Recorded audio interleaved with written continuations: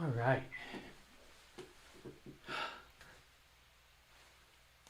Is this even on?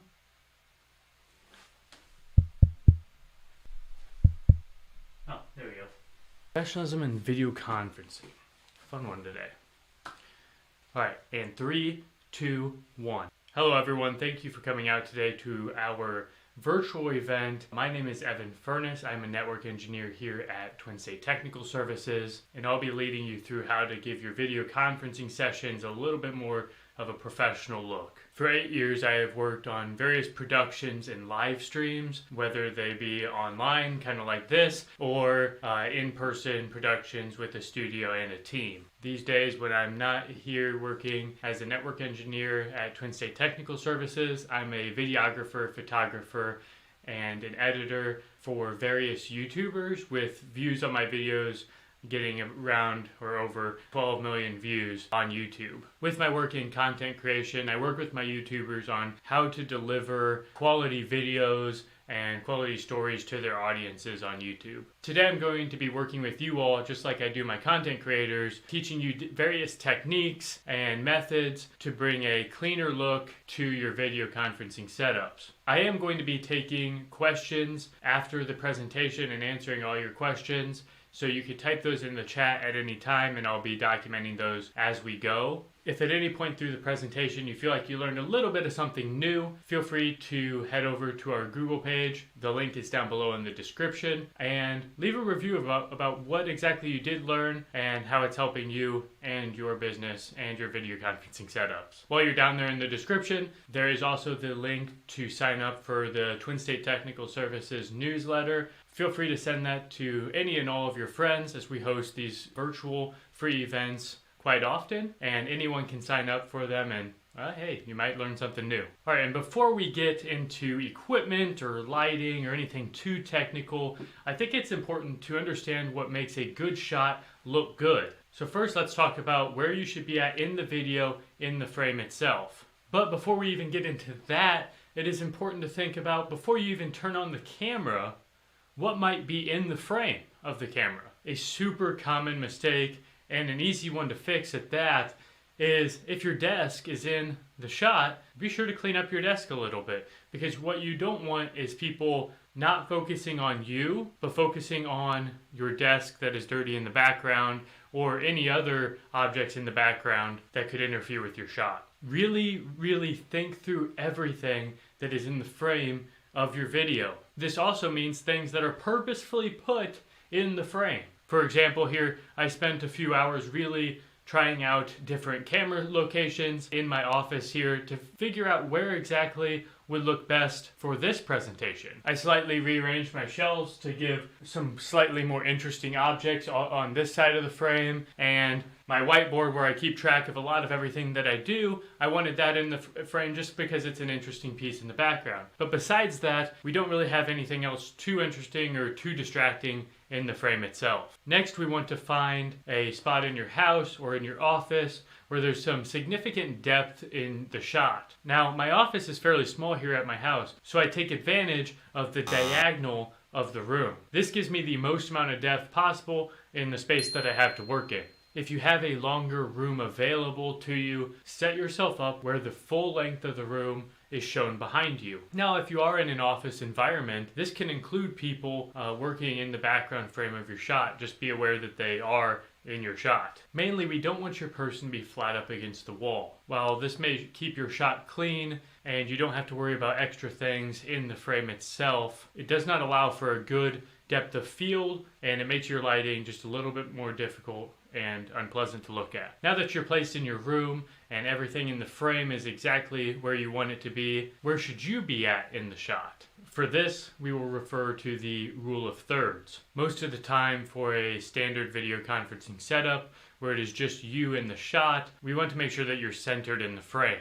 From there, we want your eyes to be located on that top third line and your head to be centered between the right and the left third. Pause. Notice here that I'm currently not centered in the frame and my eyes are not on that top third line. Notice how much headroom that leaves at the top of the frame. I noticed this while recording and adjusted accordingly. Putting your eyes on that top third line just leaves a little bit of room above your head, and that's exactly what we want. Too much room above your head and the shot feels empty. Cutting the top of your head off makes the shot feel too full. Great. Now the basics of the composition of your shot are complete, and now we get into something a little bit more technical but very, very important, and that is your lighting.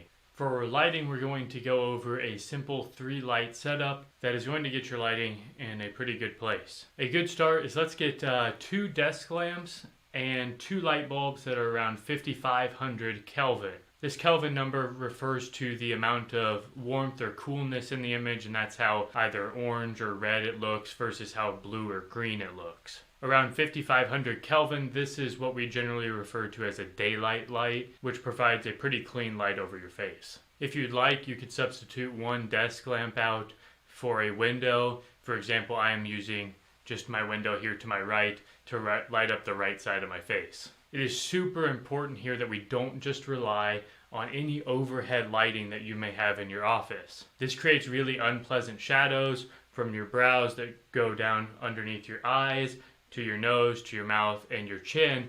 All the lighting and all the shadows are vertical down your face. Now for either your 2 desk lamps or your window and a desk lamp, we're going to want to position one of these desk lamps up and to the left of your person. This could also be to the right, but for my case, this is the left, and this is called my key light. This is the main light in my lighting setup. This is the light that's providing the most light for me. Now my window, I am using as a fill light. If I turn off my key light here and use my window instead of my key light, you'll see the dramatic shadow that it casts across my face. So you'll see now that I have my key light off, and now that I'm using my window as my key light, you'll see that there's a lot of shadow here on the left side of my face. This is fine if that's the look that you're going for. You can roll with just one key light. Just be aware that there is a pretty dramatic shadow on your face. This is usually used in movies to present a little bit more of a dramatic look, but it can be used in a video conferencing setup as well. Alright, and now we've got that key light back on. So once again, we have our key light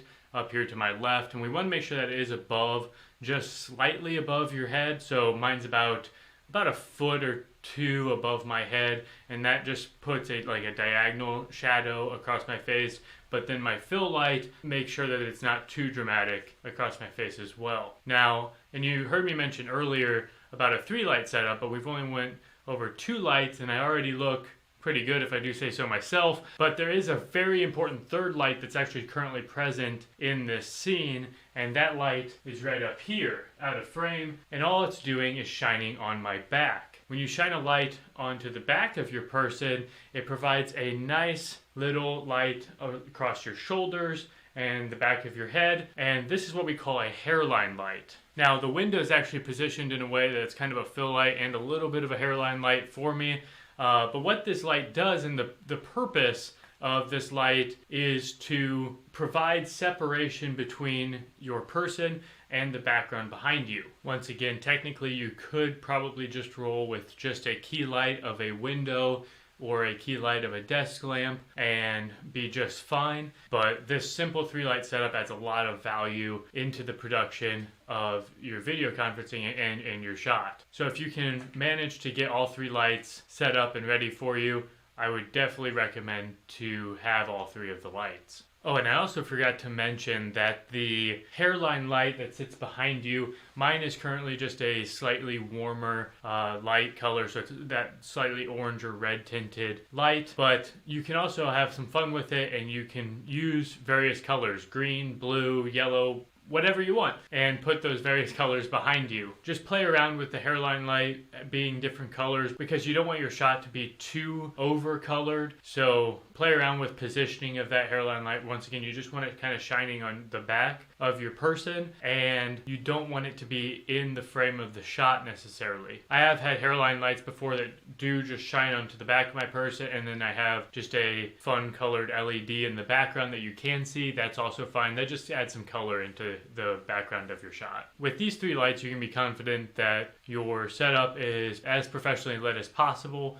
and that you go into your video meeting or virtual meeting looking pretty good. While having your setup down to a science is super important, there are a few more technical aspects that I want to brush over real quick that I just want you to be aware of, because if you're not aware of these, they can definitely compromise your video quality a little bit. And you might also be questioning, well, I had this good lighting, I made sure I followed all of Evan's steps to put myself in the frame properly, but my video still looks blocky and it just does not come through very well. And this can all be because of your network connection. So while you might have all of the technical lighting and composition right, if your laptop, computer, or other video recording device doesn't have a very strong network connection at the location that you're planning on being recorded for your meeting, then your video is going to experience some choppiness and some blockiness. Now, your meeting application will do its best to keep the quality as high as it can throughout the video conference, but at the same time, your meeting application also prioritizes audio because that's the main thing that's going on in the meeting. You're needing to hear your coworkers or whoever you're meeting with more so than you're needing to see them. So your meeting application will compromise the quality of your video to make sure that the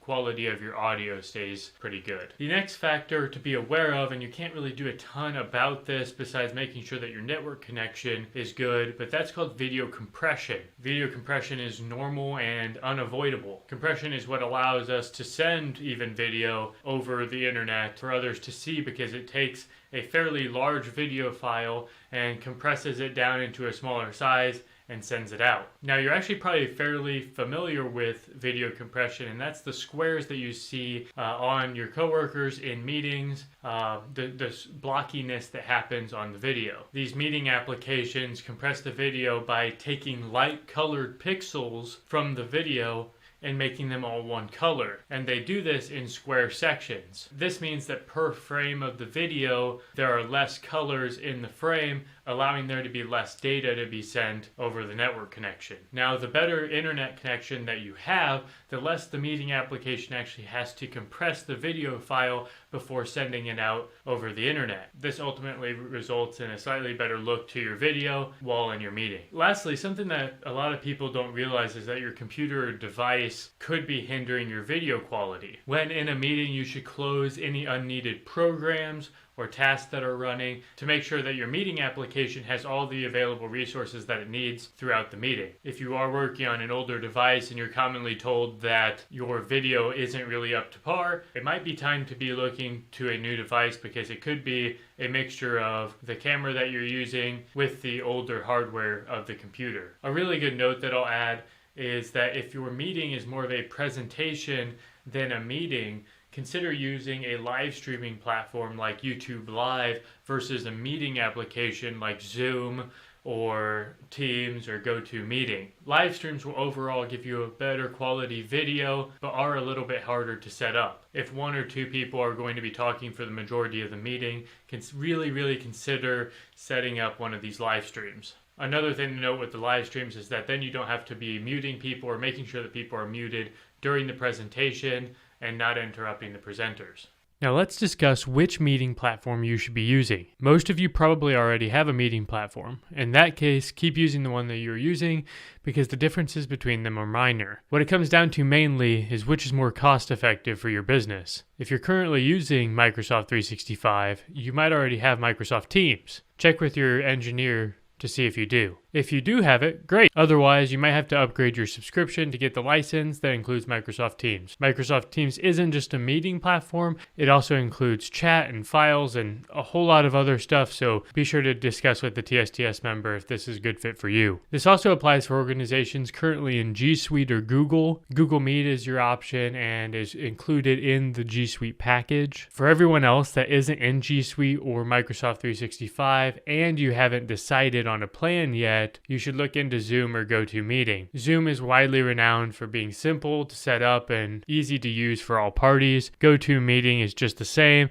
It's also great and it's a little bit cheaper for the lowest plan. Overall, you should just try out each program yourself to see which interface best fits your needs and your organization's needs. All right, now let's talk about equipment for a little bit. I'm going to give you 3 different packages of different price ranges. The first of which is the beginner or the lowest price range to get decent quality stuff for your video conferencing setup. Outlined in green here, you will see the Logitech C922X ProStream webcam.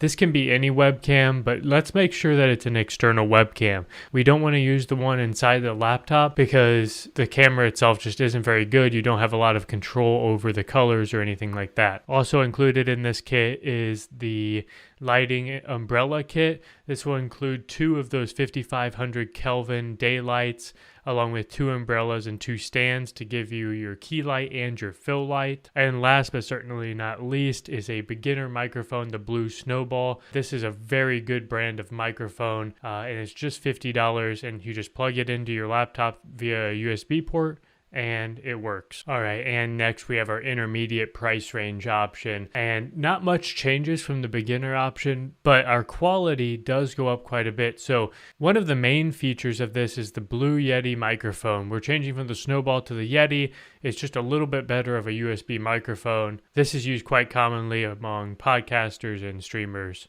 Now we are going to stick with the same lighting umbrella kit, the 5500 Kelvin daylight lighting setup, and we're also going to stay with the webcam. Now we are adding a tripod into the mix. The webcam does have the ability to be mounted on a tripod. This allows you to take your live streaming setup or your video conferencing setup anywhere in your office or in your house to make sure that you can get your composition and your lighting just right. All right, and lastly here outlined in the TSTS Blue, we have the professional setup, the best that we can possibly get, and that includes an actual full camera. I listed the Sony Alpha A6400. That's what you've been seeing me filmed with this setup. To get the footage onto your computer, you're going to need an Elgato Camlink 4K that just takes the video from the camera and puts it into the laptop. You're going to need a tripod, of course, to mount that camera on. And then we upgraded the lighting to a actual full softbox. Now these are 5400 Kelvin, but that's just a little bit cooler of a lighting, but that's okay. Then we have some cables just to make sure that we can connect the camera up to the Camlink and also keep it powered on throughout the entire presentation or recording. We also upgraded the microphone to a Shure MV7 USB microphone. The Shure brand is used by a lot of musicians and has recently been introducing themselves into the podcast and streaming realm. This is a great mic. Once again, it's just USB. You just plug it into your computer and it works, and you can adjust all your levels and anything else that you'll need to do. With that microphone, I also included, there's 2 different versions of microphone arm. If you want to mount that arm to your desk, the Rode PSA 1 is the one that I have, and then there's the Inagear microphone arm. I've had this one before. I just upgraded to the Rode, but it is a very good microphone arm as well for especially just $15. The link to this entire Amazon list is down below in the description. Feel free to poke through there and see which ones fit into your budget. And if you have any questions about the equipment, we are about ready to go into the question phase, so be sure to put your questions in the chat to the right. All right, everyone, that is the end of the presentation portion of this event. I'm going to start going over questions now, so feel free to leave them in the YouTube live chat. If you've already asked a question, I have received that, noted it. I'm about ready to go over them in the order that they came in. I'll try to get to as many as I can, but I look forward to answering your questions. And if you haven't already and you did learn something from this presentation, remember to visit the link in the description and go and leave some stars on our Google page telling people what exactly you did learn today in the presentation. Hello everyone, we are now live, and this is the Q&A portion of the video. I thank you guys for coming out today and seeing this. I do want to start by just saying that that entire video along with this Q&A will be posted on our YouTube channel so that you can rewatch it as many times as you need to see any critical information. I know everything's kind of went through very fast, but I wanted to leave plenty of time for the question portion of this presentation. I haven't seen any questions come up in the chat, so feel free to leave them in there now. But I'm going to start by saying a question that I had, and one that I assume that a lot of you are thinking is, well, I have a desk and I can't set up a bunch of studio lights and a bunch of other stuff. So how can I get a more professional look with just my laptop webcam and my mic? And really that comes down to lighting. I would really try to find a place in your office that is near a window, because that natural daylight, whether it's cloudy or sunny, it doesn't matter. It all looks great. That daylight coming in through the window will just light up your face. So face the window and put the laptop in front of you. and try to get as much lighting as you can on your face. If you want to use that more as your key light, you can just turn slightly so there's a little bit of shadow on one side of your face. That'll take care of a lot of your issues and clean up your quality quite a bit. We've got a question here from Lisa. What is the best light for a laptop or desktop for video calls? In the Amazon link below here, I'll go ahead and post this in here. There's a couple different lights in that. Now, those are kind of studio lights, but what you can do is you can go and get just a regular desk lamp, and then you're going to look at the store for any light bulb that says 5500 Kelvin. They're usually labeled as daylight. We want to stay away from any lights that say warm, because that's going to give you that orangey look that looks kind of like an older video once you get it set up on your laptop. So we want just a desktop or just a desk lamp, with a 5500 or roughly 5500 Kelvin light bulb. I was just at Menards yesterday looking just for this presentation. I saw a few that are like 5400, 5500, 5600 Kelvin, but we just want to stay in that range for those. Now, also, there are the ring lights that you've probably seen around Walmart or wherever. Those also work very well because they're small and compact. They can clip to your monitor, they can clip to your desk and just sit there and be your single key light. And for most desks, that's just fine. You can set that up, leave your key light. You're probably going to want to make sure that light covers about 75% of your face, leaving the other 25% just a little bit shadowed and lit by the rest of the room. But that'll light you up pretty well.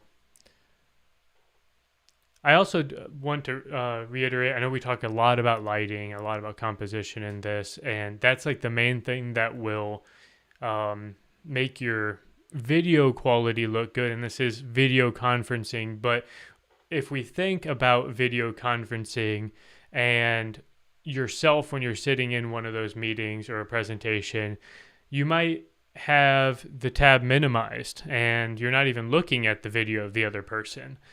Or you're checking something on your phone or you're writing stuff down, so you're not even looking at the video. What you do take in is the audio.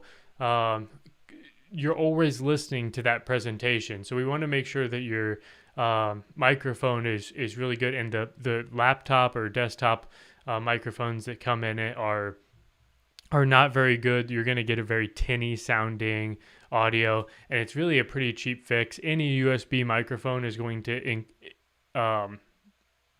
better the quality of your audio. So even if you just go to Amazon and you type in USB microphone, those microphones will even make it better. The beginner package has the blue Snowball Blue microphone in it for about $50. I know a ton of people that use those and they work great. They just sit right on your desk, and we'll just sit here and your webcam or whatever will be in front of you, and that's that. It's a condenser microphone, so it picks up all the audio coming out in a cone like that. So it's a pretty good fix. And Lisa asking, what video platform is the best for webinars or presentations? I really love YouTube Live, and that's for this specific reason that we're doing right here. Obviously, I'd love to be in a chat or even in the room talking to you all, but for presentations, we want to make sure that the audience isn't potentially a distraction from the presenter. When you're in a Zoom call, you have to make sure everybody's muted. Also, everybody has their cameras up, so people might be looking at everybody else's camera and not the presenter's camera, even if they are muted.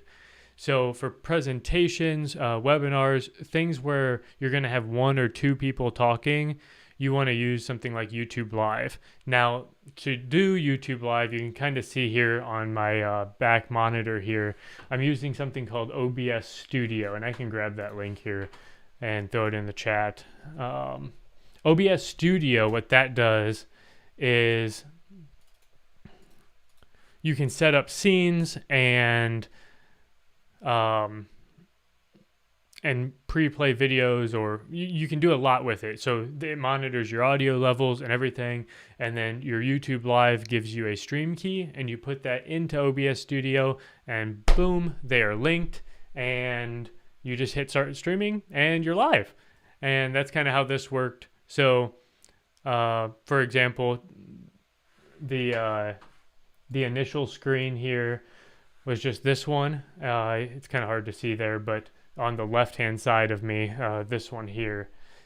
And you can just transition between scenes, and it's just like running a full production studio all by yourself. How to shoot a room with multiple people in it, like a conference room. So in the equipment list that I listed, there is a Sony Alpha A6400 camera that includes the kit lens, which is a 16 to 50 millimeter, which means that's going to be a pretty wide angle lens. You're going to be able to fit a lot of people in it. I'm currently recording on a 35 to make sure that I can get a little bit more of my room in it and it's not just centered on me. But that 16 millimeter lens is going to keep a lot of people in it. Now, the issue, or the biggest or the hardest thing that comes with how do you mic everyone and get everyone's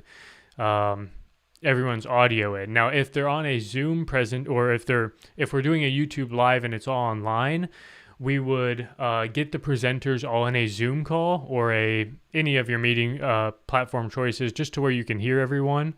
And from there, you can actually pull the audio from the Zoom meeting or the online meeting and put it into OBS, and then it comes out the YouTube Live presentation for everyone else to watch.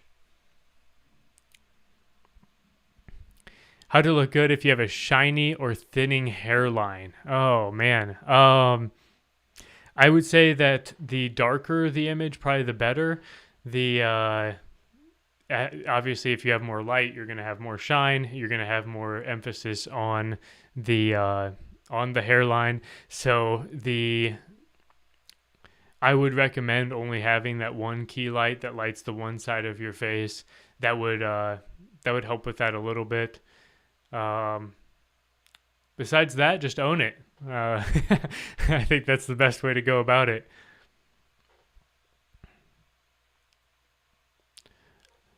Any other questions here? We've got a lot more time. Does anyone want to bring up what their current setup is and talk about how maybe you're going to take what you've learned from the presentation today and maybe change some things around? Or where do you normally do your meetings? Do you do them at home, over Zoom or Teams?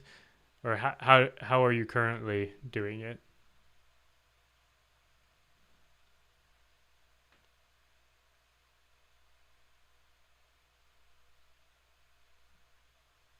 Thank you, Lisa. I really do appreciate that.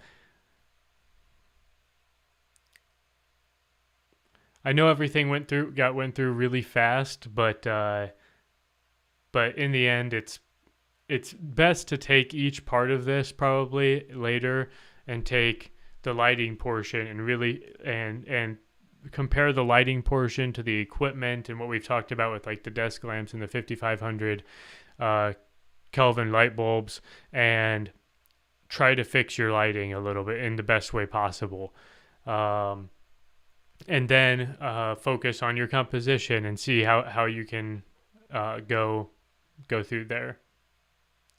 I use Zoom the most for meetings. Zoom is great. Like I talked about in the presentation, Zoom's biggest appeal, in my opinion, is the ease of use of setting up invite links and getting those out to people. When you get the invite link, it's a simple download and boom, you're in the meeting. It's not that hard. Teams has a couple more hoops to jump through if they're not already in Microsoft 365, but the back end of Teams with having chat and Teams activities and scheduling and all that for your internal uses is really useful as well. What color clothing would you recommend for a better and more professional look? One second, I'll answer that in just a second. And Lisa said, do you always make events on LinkedIn? Micah would be a better person to answer that. And He can answer that in the text chat with the Twin State Technical Services account. But what color clothing? The main thing is you don't want to blend in too much. When I went through a couple different jackets for the initial recording, now that I think about it, I probably shouldn't be wearing gray with this gray background just because I kind of blend in a little bit more.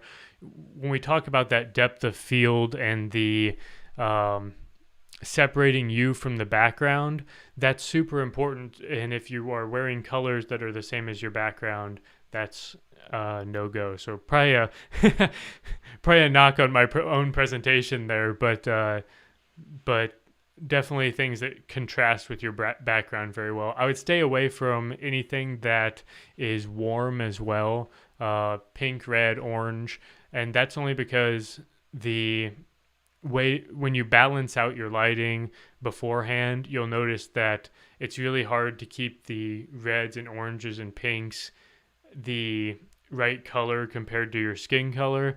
You'll try to turn down because your face is super red. You'll try to turn down the warmth and then you're super pale, or washed out even. And then you try to turn them up and balance it, but now your shirt is super apparent in the image. The lighting discussion was helpful. Well, thank you for that comment. And also, while you're giving the feedback, be sure to leave that on our Google page here. I'll link that in the chat. That is right there. Just leave a review about what you learned today and something that you might be integrating into your own setup. How do you feel about the blue screens that can be used to block out the background? I think they've gotten a lot better. There's been a lot of improvement, probably because of the need for it over the last year. In the beginning, the artificial intelligence that tried to separate you from the background was kind of choppy. I don't think if you are the presenter, you should probably be using that. I think it comes down to that you are presenting, and that is the look that you're giving off to your audience. So take some time and give the setup some love to make sure that it looks and feels exactly how you'd want it to be, which I assume would be as professional as possible. If you're in a general meeting with coworkers and it's more casual or laid back, I don't think it's a bad idea, especially if you have a lot going on behind you. Like I said, the composition of the shot's really important. We don't want a lot of clutter in the shot or a lot of things that are distracting the audience from the presenter. So that's a good thing to keep in mind. But they have improved the AI a lot in the last year. Some are better than others. I think, if I remember right, I was reading that Zooms is the leader in like background AI technology in terms of how it separates you from the background. Are there any microphones to drown out the noise of other people in a busy office? Okay, this is a very hard question in terms of like answering easily. So this right here is a Shure SMB7 microphone. Fun fact, that's actually the microphone that Michael Jackson used to record Thriller. But so this microphone's been around for a while, but this is a dynamic microphone, which means that it is only picking up audio within this range right here.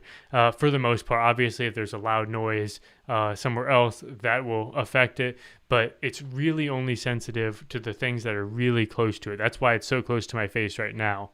Now, the other type of microphone that you're going to see, and this is going to be a lot of the USB microphones, is the condenser microphone. The condenser more shoots out and takes audio from a given area. It's going to be a lot more sensitive. You're going to have to play with it a lot more. There is technology that's a little bit complicated to set up, but you can take a condenser microphone or your webcam, like laptop microphone, and run that microphone through a software that uses artificial intelligence to take out the background noise and then sends it to your like Teams or meeting application. It's in real time, so it doesn't delay the audio or anything. You don't have to worry about that. But I have used those before, and those are really good. The one that comes to mind is the NVIDIA. I think it's called NVIDIA Broadcaster, but your Teams, Zoom, I believe they all have noise gates as well. So what a noise gate is, to explain that real quick, is there's always going to be an ambient level of noise that is going on in the room, which is like when I'm not talking. So whatever you hear there, you can set the noise gate above that, and it will only pick up audio that breaks that noise gate. So if we're talking in audio waves, if it's small, you can set it just slightly above that, and then when you talk, it peaks above that line and it picks up that audio. So use your noise gates, really play with your audio settings. And I know they're adding more and more to all these different online meeting platforms as they become more prevalent. Lisa, we also cross-post and publish our events on Facebook and local chambers of commerce calendars. Yes, what he said. Once again, just to reiterate, this whole presentation will be posted on our YouTube page so that you can go back and look at those things. I'll try to find some of those AI filters that you can use for your microphone and throw them in the link or in the description for you to click on and investigate those. How can you incorporate your branding as video in the background? So there's actually a really cool feature with OBS Studio to where I can use OBS Studio to send my video and audio directly to Teams. I know it works for Teams. I haven't tried it with Zoom or GoToMeeting or the Google Meet, just because Teams is what we use here at Twin State. But the best way for that is then you can drop images onto the picture. And let me see here if I can just give you a quick little example. Say I want to put the thumbnail for this video in the corner just so everybody knows what we're talking about if they're joining in late. We can do something like that, and that adds a little bit of branding into your video. You can also do this with logos, and you can kind of animate them in OBS Studio to where they like spin or come in and out or that sort of thing. I would say that's the best way to do it. A great thing about doing YouTube Live is just how we've been going through and posting links to our newsletter and our review pages and our website and the equipment that we recommend.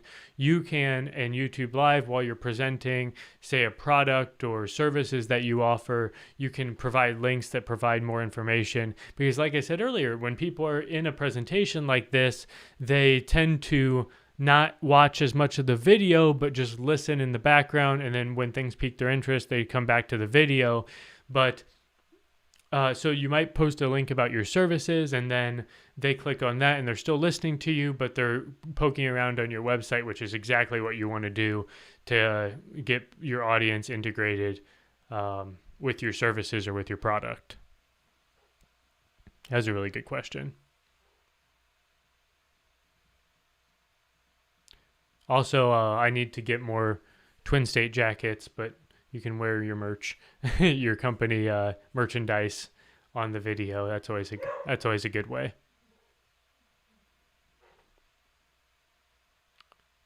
We still got about 20 minutes. If anyone else has any questions, this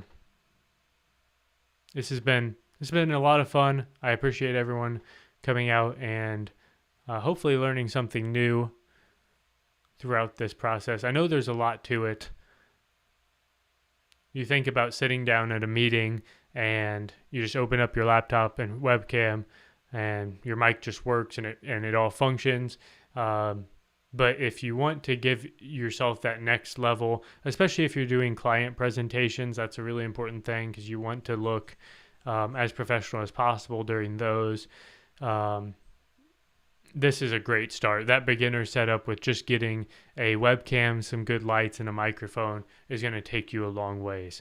The increments in terms of how much better you can get, I think there's obviously like a studio production level, but the difference between that beginner package that I linked and that studio production level is maybe about 30 to 40%, but the cost difference between them is $200 to $2,000. So in terms of like a cost benefit analysis real quick, the beginner package with just that webcam, the lights, and a good microphone to plug in is great. To go over your webcam. My opinion on those shades, or how would that work in terms of like a webcam? I know for like a personal webcam, obviously there's some of them include a shade, but the one that I linked does not. Depending on how you're doing it, you can always, instead of using the shade in a meeting to switch off your webcam, you can always just hit the webcam option like so and just turn off the camera itself and just leave your audio on now. And you can do all that digitally. So instead of using a physical shade, you can always use the digital option. Now, afterwards, if you're still concerned about privacy with your webcam, you can unplug it. You can cover it up with, I've seen tape, Post-its, you name it. It's probably covering up a webcam.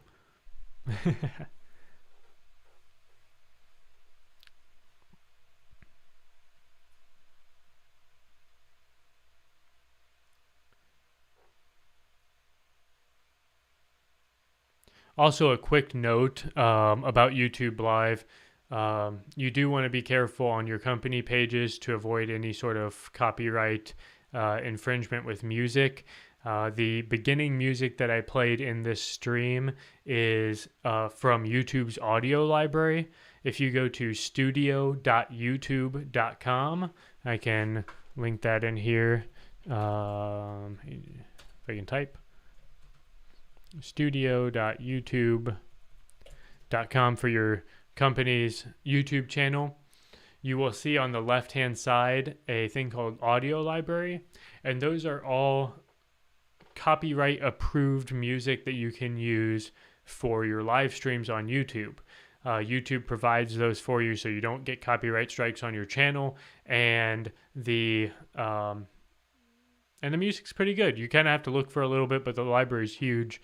I think there's like 30,000 songs or something in there. So poke around, find something that fits the feeling of the video that you're trying to present on YouTube, and go from there with that.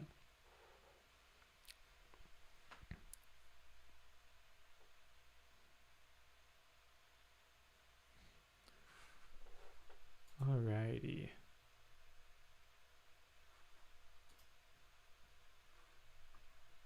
I did not mean to click out of that, but I think we're good. Okay.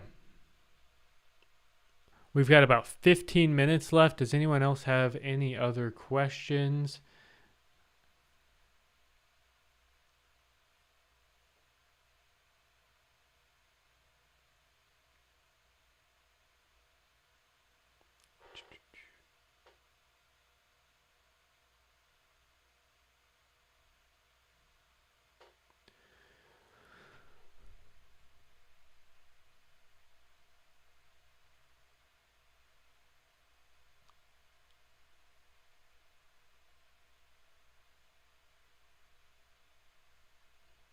Yes, that's a great point. That was a great video that we put out previously on starting up your YouTube account.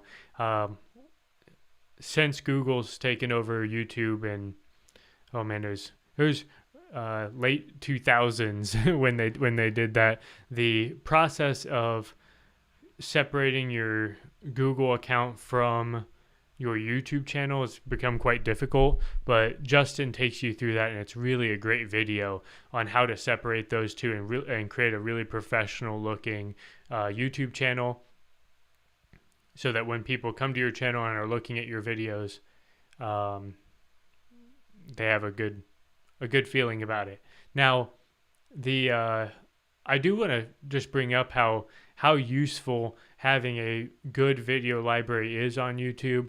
That's a great way for customers to figure out a lot about your products and services. So just keeping up on content, whether that be weekly or monthly, some sort of video on something that you're offering that month is a great way to keep engaged. And sometimes, just like this meeting, I'm sure that there's a lot of people that would have really liked to see this meeting or this presentation, but just couldn't. Well, this is going to be live on or uploaded to our YouTube channel after this, and people can watch it at any point in time. And that's super valuable for everyone involved. So keep that in mind, that starting up your YouTube channel is a great thing to do. And if you need any help with that, feel free to contact us, and we can make sure that your YouTube gets set up very professionally.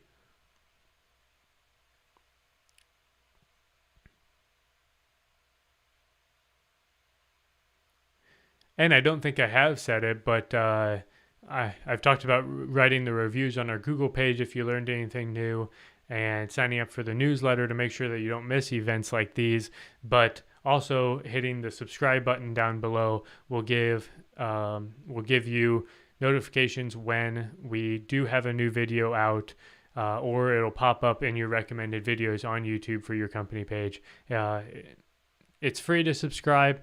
There's not really a reason not to if you've enjoyed the presentation, so feel free to do that. But I do thank you for coming out today. I think we're going to go ahead and wrap it up there unless anyone has any other questions. Just thinking in terms of our chaotic lives of working from home, how do we quickly cover our sometimes real lives that jump into a conference call? Like I mentioned earlier, the digital way to mute and cover your video is the quickest way. You don't want to be fumbling around and unplugging cameras and mics and whatnot.